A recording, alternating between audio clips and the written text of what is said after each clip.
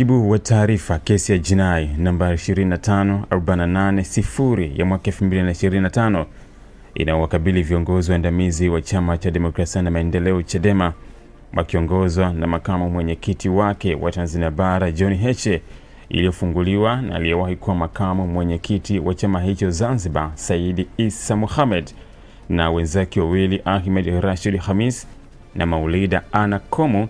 Imepangwa kusikilizwa kesho Oktoba 15 mwaka 2025.